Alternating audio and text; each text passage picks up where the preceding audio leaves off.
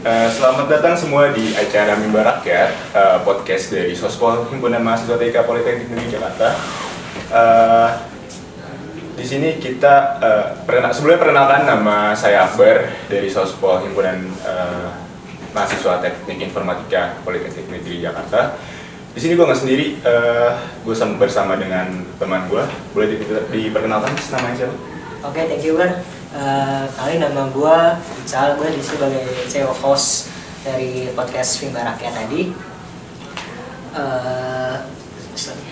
Oke, terima kasih Mas Ical atas perkenalannya. Di sini Mimbar Rakyat ini kita nantinya akan membahas tentang isu-isu yang topik-topik yang hangat yang sedang diperbincangkan di Jagat Raya, di Jakarta ya. Maksudnya di Indonesia ini lah. Lagi hot topic lah. Lagi hot topic lah ya. Sebelumnya mungkin kita di sini nggak sendiri. Kita di sini nggak berdua, sorry.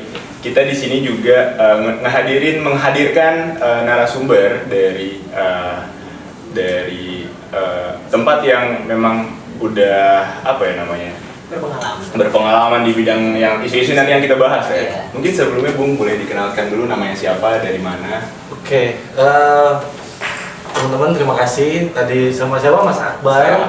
Sama Bung Ical. Bung Ical. Oke, terima kasih sudah menghadirkan saya di podcast yang sangat luar biasa ini ya, Mimbar Rakyat. Mimbar Rakyat. Oke, sebelum masuk ke substansi, saya boleh memperkenalkan diri. Tadi sudah dinotis ya.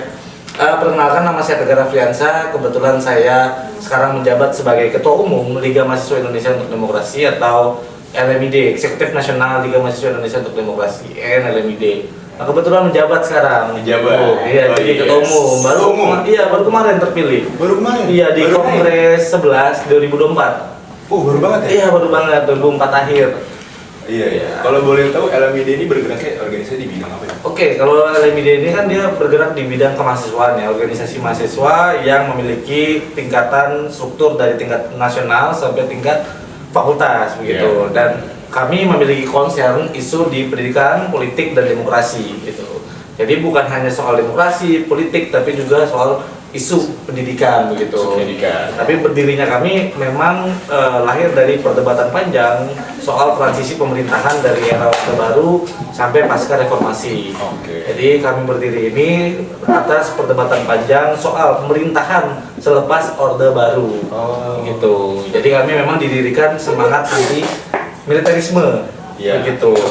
Karena kami dilahirkan, sejarah LMID itu dilahirkan atas proses panjang represif aparat kepolisian dan aparat militer gitu ya.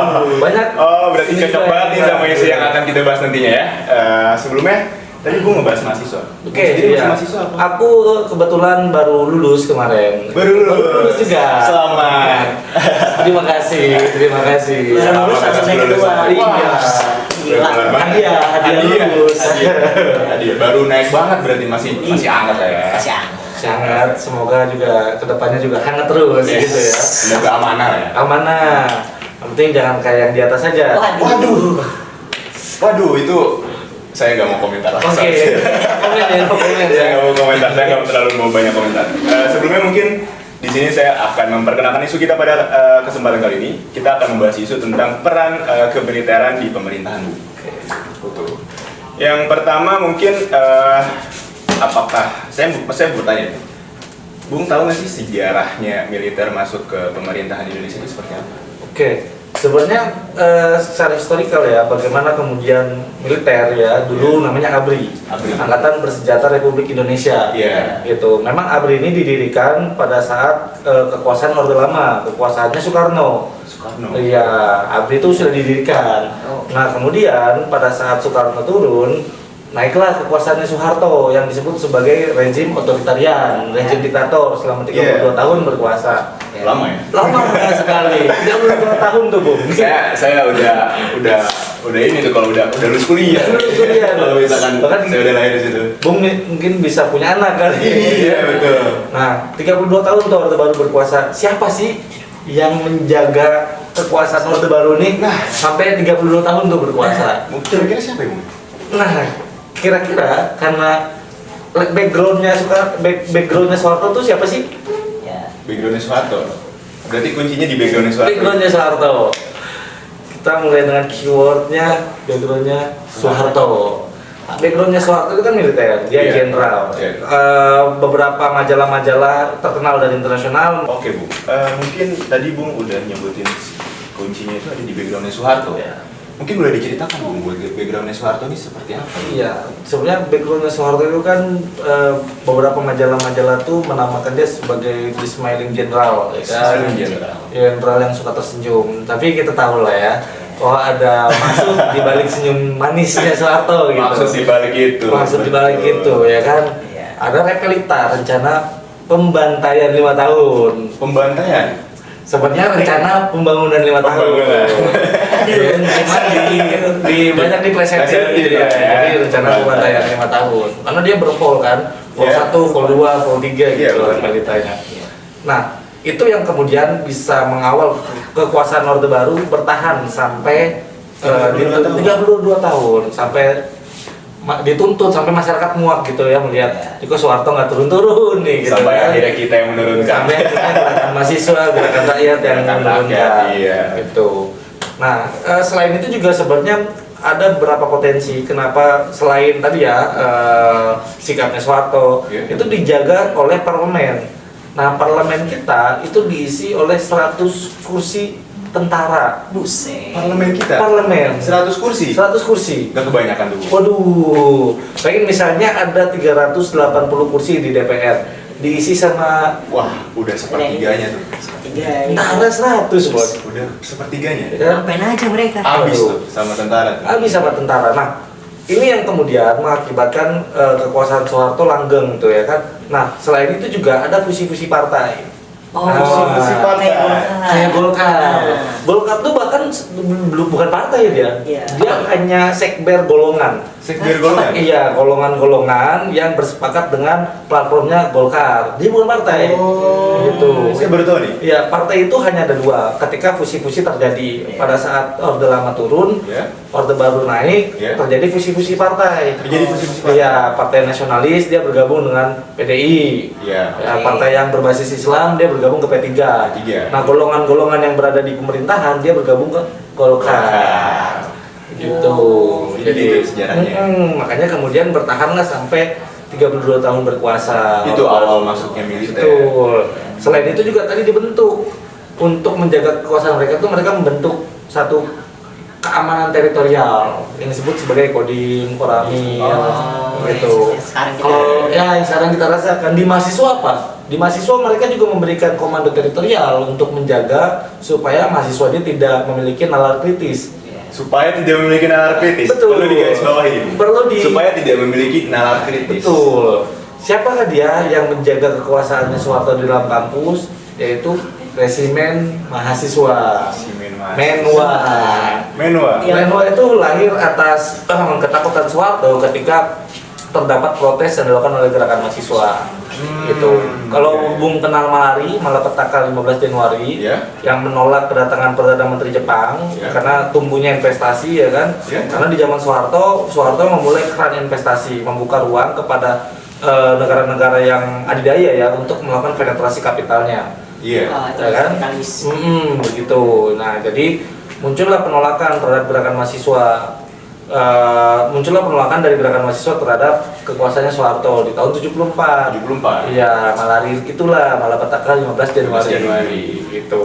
Itu chaos, terjadi di mana-mana chaos. Akhirnya marahlah Soeharto. Marah nih si jenderal nih. Aduh, sambil senyum tuh. Sambil senyum, marah, statement, akhirnya beberapa aktivis ditangkap. Dewan mahasiswa dibekukan dulu sebelum ada semuanya. Organisasi yang memiliki karakteristik, misalnya yang memiliki orientasi politik ya, gitu ya, itu dibekukan. Pokoknya dihindari lah. Gak boleh ada gerakan mahasiswa atau organisasi yang basisnya adalah kajian. Basisnya adalah diskusi-diskusi kritis. Nah, itu nggak boleh tuh. Dilarang. Buku-buku, Bung kalau bawa buku merah itu mungkin udah ya bisa disebut. Bisa lah. Itu siapa yang menjaga itu militer gitu. Jadi dulu tuh kekuatan polisi itu nggak nggak ada apa-apanya dibanding tentara, karena tentara dia fungsi ABRI kan. Oke, Dia mungkin. bisa ada di militer, dia bisa ada di kekuasaan politik gitu, dia juga bisa ada di sipil gitu. Iya. Mungkin sedikit membahas tentang dui fungsi ABRI nih. Belakangan ini kan kembali naik ke permukaan tentang isu-isu di fungsi ABRI karena RUU yang kemarin yang sudah disahkan menjadi undang-undang nih.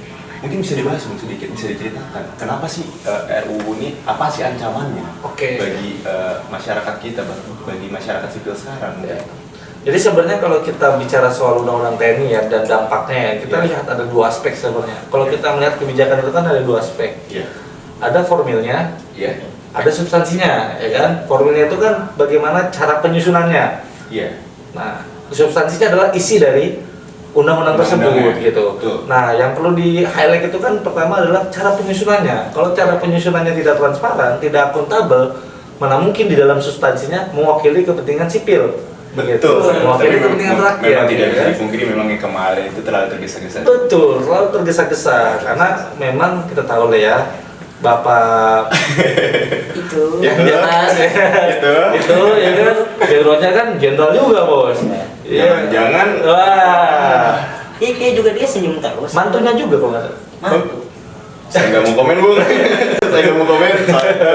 Mungkin itu bisa kita skip dulu. Kita lanjut ke dui fungsi ABRI ini. Nah sebenarnya kalau dui fungsi ABRI itu dia nggak pernah tuntas karena selama operasi memiliki operasi gabungan, misalnya ada tilang, tulisannya operasi gabungan antara TNI sama polisi, itu kan dui fungsi juga. Iya sih. Kodim Koramil itu kan dui fungsi juga. Ada Babinsa gitu, itu kan dui fungsi juga. Cuma diperparah oleh adanya kebijakan tadi Undang-Undang TNI yang meluaskan perwira aktif bisa menduduki jabatan sipil. Betul, menduduki jabatan sipil. Nah ini yang kemudian dipersoalkan.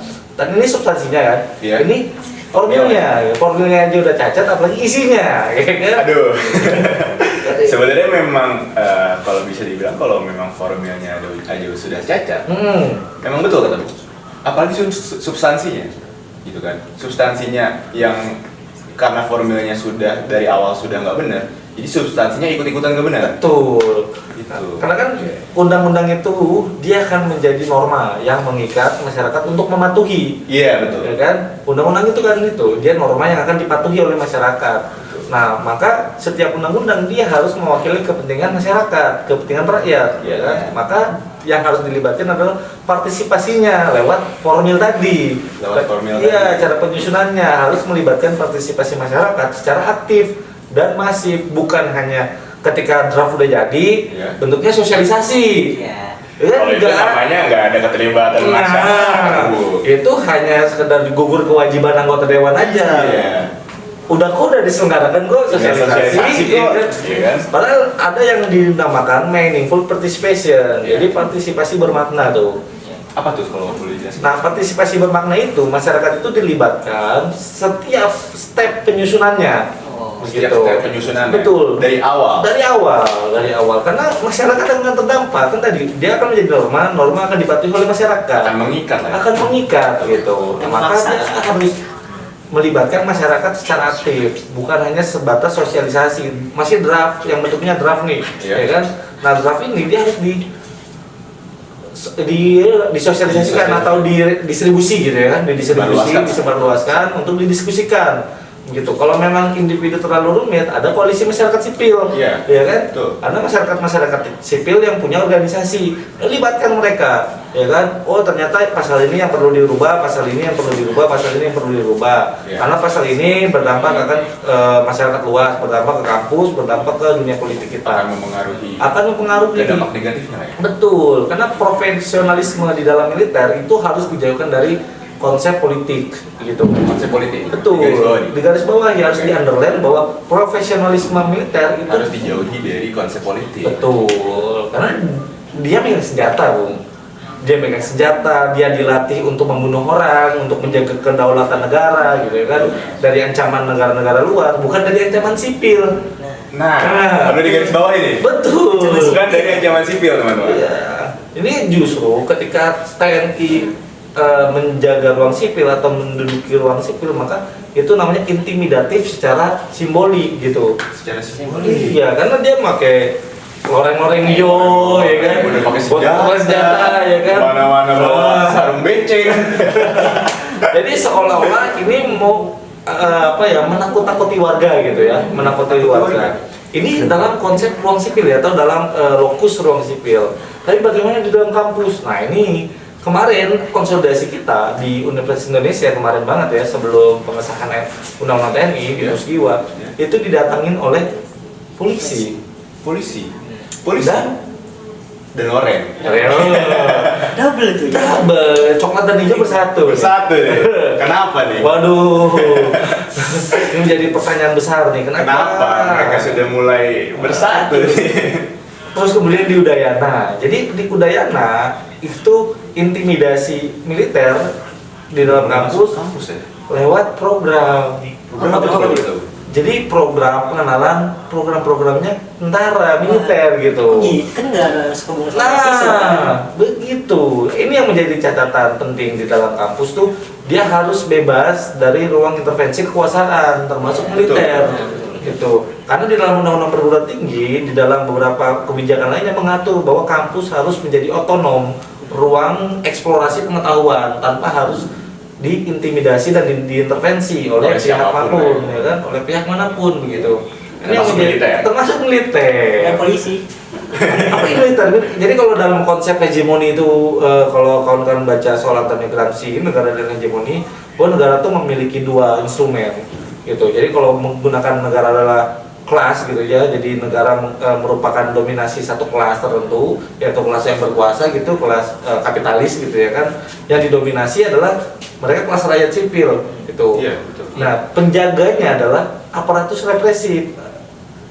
Represif dalam artian Represif ketika dia sudah tidak bisa ditertibkan ya, maka dihilangkan lah. Itu terjadi di Orde Baru kan. Iya, kasih. kembali lagi nih kita ke Orde Baru. Terus sekarang gini. ya cool ya kan. Wah, Mereka kan sikap ininya instruksi ya, maksudnya sifatnya ya. Ya, intinya Betul. mengikuti perintah atasan kan. Bentuknya feudalisme birokratis ya Sudah kan. dicekoki dari awal. Betul, dari awal mereka masuk ya kan. Iya. Atau jangan-jangan nanti Bung Akbar selesai dari sini hanya terpesona lagi. Waduh. Saya nggak kepikiran ke sana, Bung. Saya nggak ada kepikiran ke sana. Sampai Bung bilang, saya nggak kepikiran ke sana tadi. Tapi memang yang perlu dicatat adalah bagaimana kemudian gerakan mahasiswa harus benar-benar betul mengawal kampus itu, karena kita kan masih mahasiswa ya, dan memang konsen kita di dalam ruang lingkup kampus. Sebagai media, kalau di LMID kita nyebutnya kampus adalah laboratorium pengetahuan. Jadi seluruh eksperimen itu adanya di sini. Iya, betul. Kawan-kawan mau ngomongin apa, mau ngomongin baik itu yang paling kiri maupun yang paling kanan gitu ya. Tengah-tengah. Ada atau di tengah-tengah, ada di dalam kampus. Betul. Ada dalam kampus, karena dalam kampus tapi dia menjamin kebebasan akademik, mimbar akademik dan otonomi keilmuan. Otonomi keilmuan tuh. Itu dijamin tuh ya? Dijamin Undang-Undang Dasar, Undang-Undang Perguruan Tinggi, masuk ke statuta. Mungkin kalau kawan-kawan di PNJ silakan ya dibaca statutanya tuh ada. Karena statuta aturan kampus kan, konstitusinya di dalam kampus dia ada pasti. Ada soal menjamin kebebasan akademik, mimbar akademik dan otonomi keilmuan. Memang ada secara nomenklatur, tapi biasanya penerapannya, implementasinya itu agak sedikit berkurang gitu. Sedikit kurang. Jalurnya lah ya. Menceng dikit. Karena kan kita tahu ya, elit-elit birokrasi ini kan kadang-kadang suka masih ini aja kan, bermain gitu ya. Ya di kampus. Iya, di Udayana tuh kalau nggak di respon sama gerakan mahasiswa di dalam kampusnya itu nggak mungkin ditolak tuh, nggak mungkin itu gawat. nggak mungkin terjadi gitu ya. Nah ini kita melihat adanya power ya gerakan mahasiswa. Nah itu dalam kampus. Nah di dalam gerakan rakyat kita kan berulang kali ya menentang undang-undang TNI. Iya, betul. Hampir kita aksi maraton ya. Aksi maraton selama 2 minggu full loh di berbagai daerah, bahkan di daerah-daerah yang tidak aksi, yang biasanya nggak pernah aksi ya, dia aksi loh. Ada kedaerahannya. Ada kedaerahannya. Jadi misalnya di wilayah Purwokerto atau di wilayah yang paling kecil lah ya, wilayah paling kecil di Magelang misalnya, atau di daerah mana yang paling kecil, dia melakukan aksi tuh.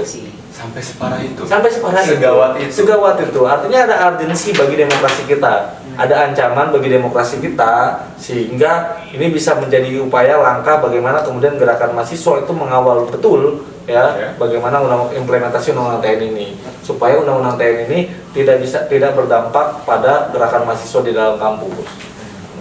Nah, ini menjadi bahaya latihan militer nih. Latihan militer. Tapi Bung, kembali ke difungsi ABRI. Mungkin Bung, apakah pernah merasakankah akibat efek dari pengesahan RUU yang kemarin? Oke. Tadi ya banyak sebenarnya, bukan hanya tadi LMID, tapi juga banyak beberapa gerakan mahasiswa, organisasi-organisasi lainnya yang keras menentang undang-undang TNI, diintimidasi, didatangi kantor-kantornya. Termasuk LMID. LMID pada saat respon May Day kita didatangi oleh Kodim dan Koramil. Wilayah didatangi Kodim, Koramil dan Polsek. Datang itu langsung datang Bu. Jadi kita lagi rapat persiapan menuju May Day, ya kan, di Hari Buruh Internasional, karena 1-2 itu kan satunya Hari Buruh Internasional, duanya Hari Pendidikan Nasional, ya kan. Nah, kita respon tuh kawan-kawan LMID dengan melakukan konsolidasi secara internal. Nah kemudian setelah kita melakukan konsolidasi, malamnya pukul 12:30 Bu. 12:30 malam. 12:30. Iya. Pergantian hari. Udah pergantian hari ya. Iya. Pada saat konsolidasi dong. Udah selesai. Udah selesai konsolidasi. Jadi ada teman-teman yang keluar beli makan, terus datang lagi, tiba-tiba di belakangnya diikutin. Diikutin. Berarti udah ngantuk tuh ya dua-duanya ya. Sudah dari sore. Sudah dari sore. Terpantaunya sudah dari sore. Sudah dari sore. Itu seperti itu ya. Sudah mulai gawat. Iya. Itu. Kalau dilihat, kalau misalkan sampai didatangi ke bisa bilang kantor sekmasnya lah ya. Itu sudah gawat sih Bu. Nah, ini gimana tergantung Bu Akbar sama kawan-kawan PNJ yang lain nih. Tergantung cara pola pikir kita. Mungkin tadi kondisi yang sudah dialami sama Bung dan sudah dialami sama beberapa kampus yang ada di Indonesia. Mungkin Bung bisa ceritakan tantangannya dalam menghadapi difungsi yang mulai mencuit ini? Sebenarnya challenge dari kita adalah bagaimana kemudian kita tidak terorganisir oleh mereka. Harus melawan. Itu challenge-nya. Jadi kawan-kawan harus terorganisir bukan sama mereka, tapi terorganisir dengan kawan-kawan yang menolak terhadap undang-undang TNI ini. Yang menolak gitu. Kayak misalnya kita lihat kontras yang kemarin di Hotel Fairmont yang diusir ya. Nah itu bagaimana kita mendukung mereka dengan melakukan upaya misalnya statement ya kan, atau diskusi publik atau aksi, ikut terlibat dalam aksi yang mereka selenggarakan gitu, atau aksi di dalam kampus gitu ya, untuk guna merespon ya, dan juga mengkampanyekan bagaimana bahaya undang-undang TNI ini. Karena yang perlu dilakukan adalah mengkampanyekan supaya undang-undang TNI ini tidak menjadi biang kerok bagi demokrasi di Indonesia. Biang kerok. Karena dalam proses demokrasi ketika dikuasai oleh militer, maka itu ancaman bagi demokrasi.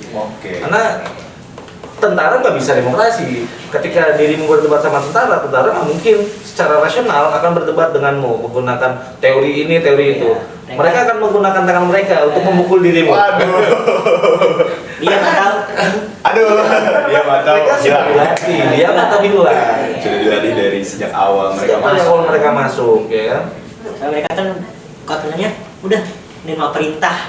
Mereka tidak menjaga integritas mereka sendiri. Balik lagi, mereka hanya mengikuti kata atasan. tambah 1 tambah 1 sama dengan 1. Nggak boleh 2. Sudah dengan 1. Itu bagi mereka. Berbeda dengan bagi kelompok-kelompok intelektual seperti kita kan, ya kan, intelektual organik, ya kan, yang memang bisa menjaga marwah demokrasi. Challenge kita adalah bagaimana mengorganisir kekuatan untuk menjaga demokrasi kita dari ancaman militerisme. Gitu. Karena militerisme itu selalu punya sejarah kelam gitu. Dan siapapun kekuasaan yang digunakan oleh militer, kalau militer bisa masuk ruang sipil, ada tanda kudeta. Kudeta? Iya. Jadi lebih besar kudeta yang dilakukan militer dibanding sipil. Sejarah mengatakan itu. Setiap agenda kudeta itu pasti dilaksanakan oleh militer. Karena mereka punya senjata, mereka tertib, mereka punya kekuatan, mereka punya pasukan, ya kan?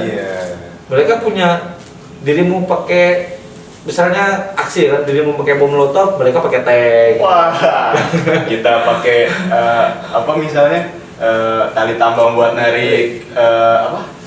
Gerbang. Mereka semprot pakai water cannon. Ya kan, mereka pukul. Ya.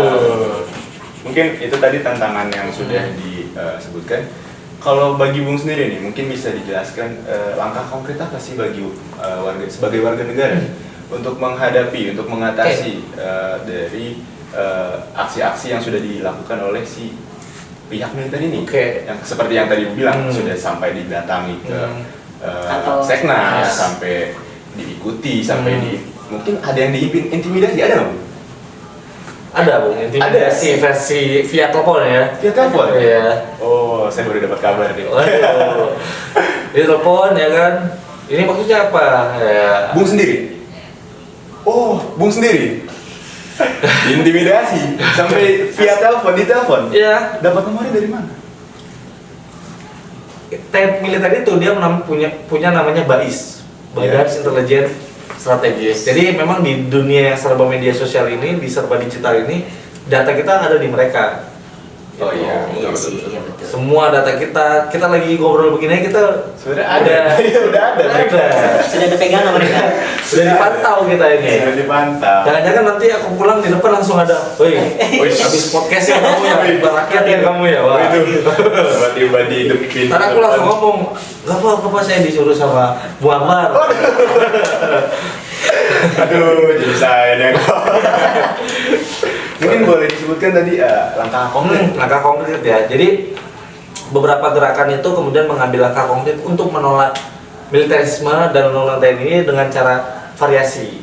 Berbagai variatif lah ya dilakukan oleh gerakan sipil. Pertama mereka melakukan judicial review. Ya kan? Judicial review? Iya, menggugat ke MK. Iya, jadi pasal-pasal yang bermasalah ada ruang yang tersedia nih. Karena demokrasi itu memungkinkan adanya ruang tersedia untuk menggugat undang-undang ketika undang-undang itu tidak memiliki undang-undang itu bertentangan dengan undang-undang dasar dan berdampak negatif kepada masyarakat. Nah, itu masuklah judicial review. Nah, judicial review itu di Mahkamah Konstitusi. Di Kalau MK. yang saya tahu Bung, mungkin dari RU yang kemarin ya, yang kemiliteran ini, sudah adakah yang melakukan judicial review? Udah ada, sudah banyak. Sudah banyak? Sudah banyak. Baik yang pro dan kontra. Ada yang pro? Ada yang pro. Aduh, kalau nggak salah itu kemarin. Aduh, udah skip.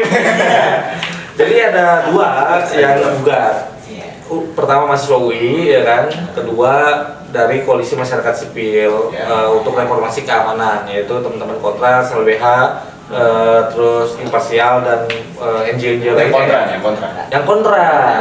Iya, mereka juga bukan hanya menguji. Jadi di Mahkamah Konstitusi itu bisa diuji substansinya, bisa diuji formilnya gitu. Ketika dia cacat secara formil maka bisa digugat. Substansinya udah pasti cacat. Ya, makanya dua-duanya bisa digugat di MK gitu. Kalau bisa diturunkan, Bu? Kalau sudah seperti itu.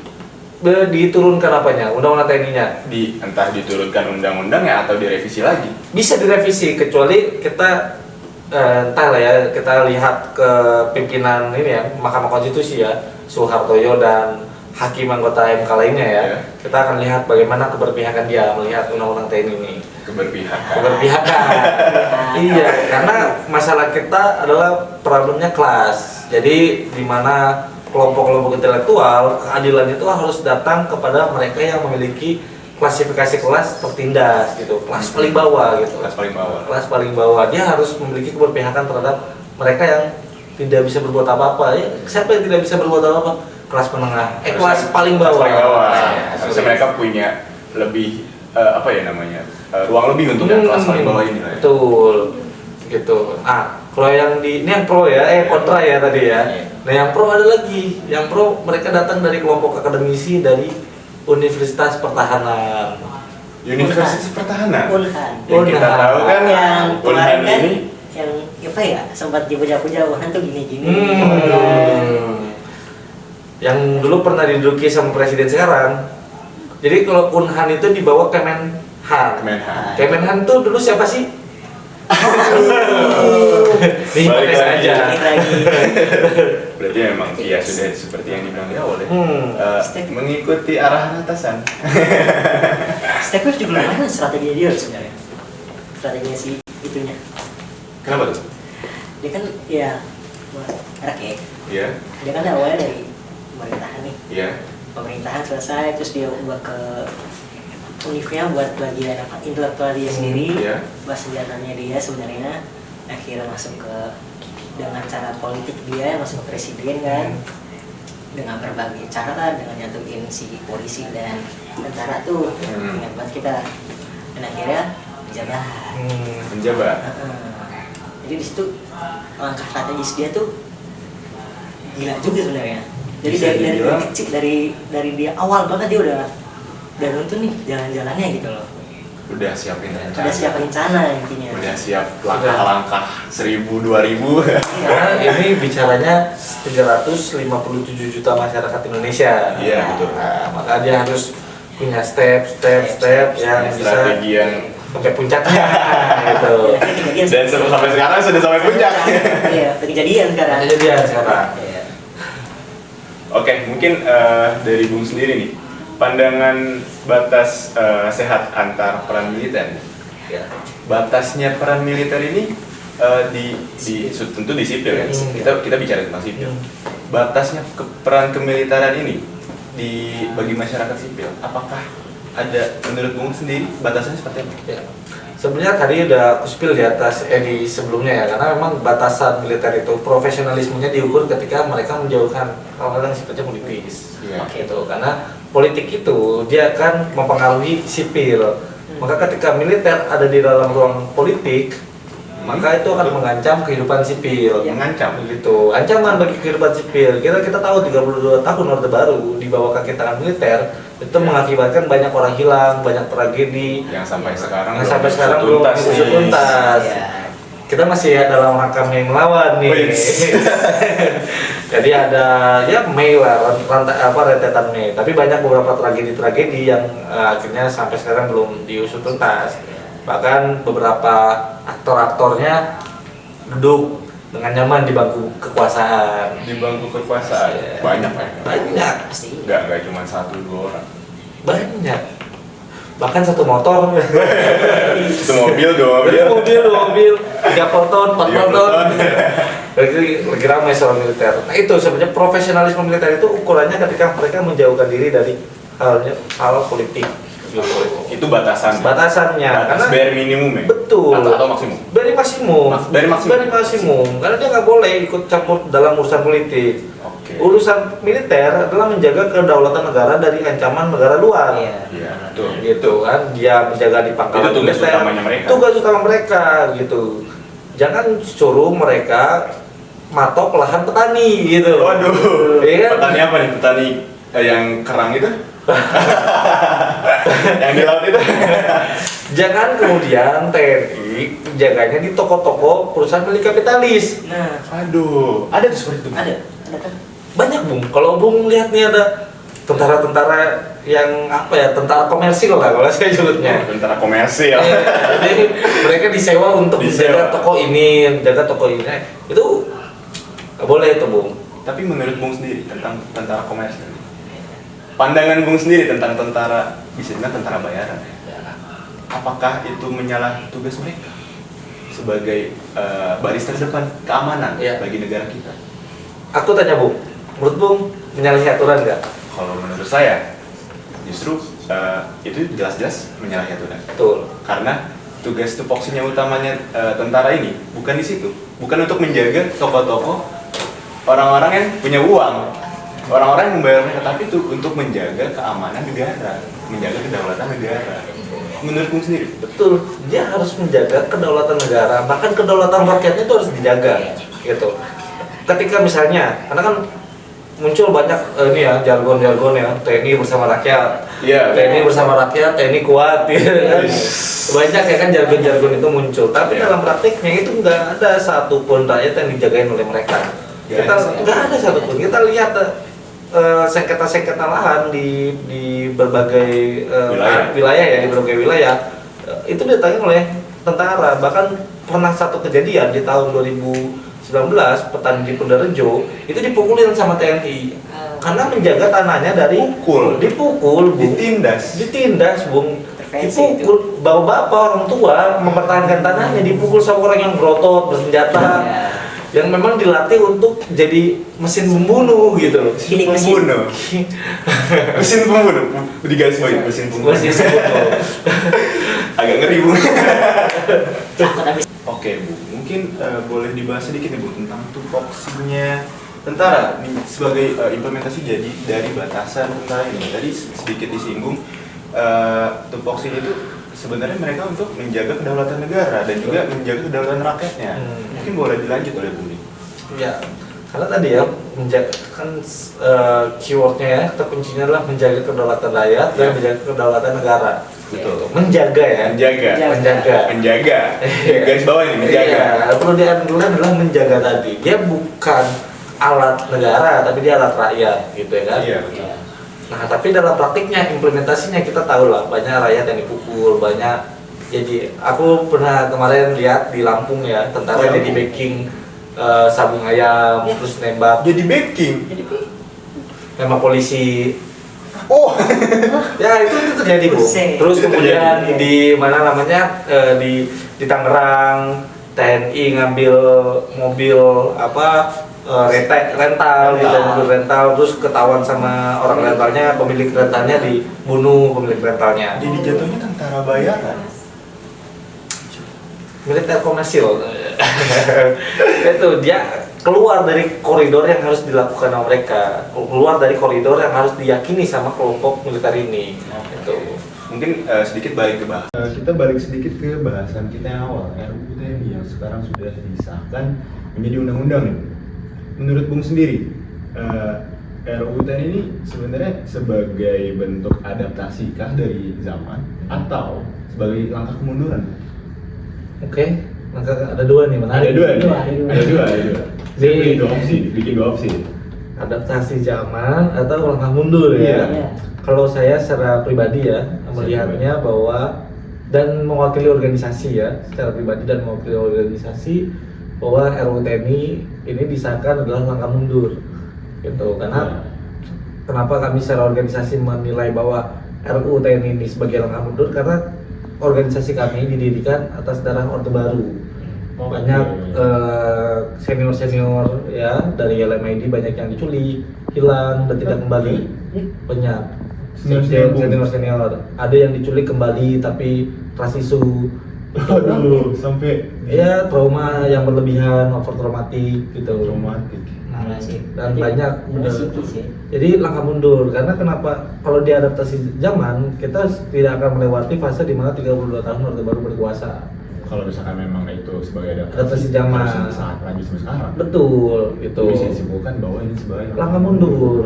Ini mengkhianati hasil reformasi. Mengkhianati hasil reformasi di mana hasil reformasi itu kan mengatakan bahwa cabut dui fungsi ABRI. Ya, betul. Dui fungsi ABRI itu kan cabut dui fungsi ABRI itu kan coba menjauhkan ABRI dari urusan politis. Dan dari urusan politik ya kan, dari urusan sipil itu dijauhkan. Dia memang dihadirkan untuk menjaga kedaulatan rakyat dan kedaulatan negara dari ancaman luar gitu, dijauhkan dari politik. Dan dulu bahkan malah kita saking menuntut ABRI itu bubar ya, jadi dulu tuntutannya 3, cabut fungsi ABRI, bubarkan Menwa, iya bubarkan teritorial gitu, komando teritorial ya. Di pemerintahan. Ya, kayak misalnya Kodim, Koramil itu harus dibubarkan karena itu bentuk dari intimidasi di dalam lingkungan RT RW gitu. Dalam RT RW, kelurahan. Jadi skala teritorial itu mereka udah dijagain tuh, diwaspadai bahwa ketika ada revolusi atau ada terjadi beberapa hal yang tidak diinginkan oleh negara, maka pemerintah udah siap tanpa harus menginstruksi nasional gitu ya. Tapi di Kodim, di Koramil udah siap. Udah siap di bawah lah ya. Kodim itu kan distrik militer ya kan. Koramil itu tingkatan rayon. Tingkatan rayon itu artinya tingkatan kecamatan. Rayon militer. Itu yang kemudian menjadi concern di LMID sebenarnya.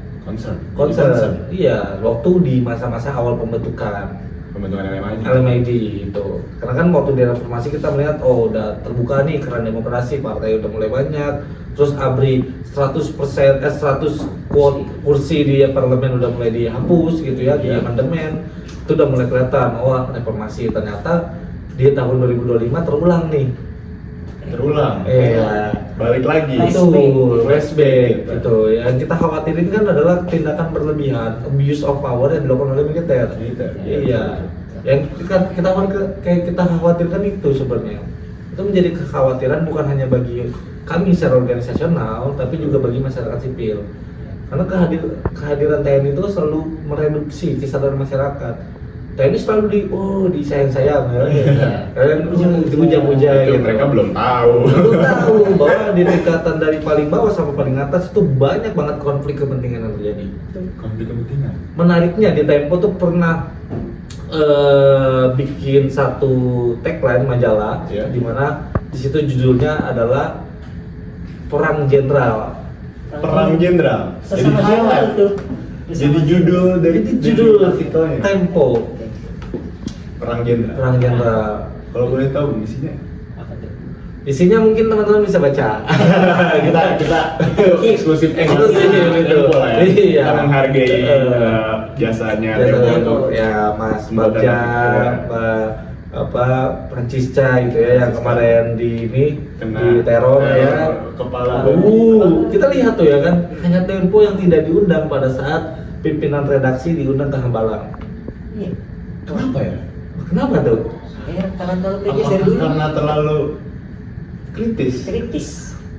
Konsisten dari dulu. Dan ada kekontradiktifan yang dilakukan oleh kenapa aku sebut langkah mundur, karena kalau misalnya RUU TNI dinilai sebagai adaptasi dengan zaman, maka statement yang dikeluarkan oleh Prabowo itu harus lebih smooth ya kan, harus lebih kayak lebih mengharmonisasi lah. Justru malah provok gitu.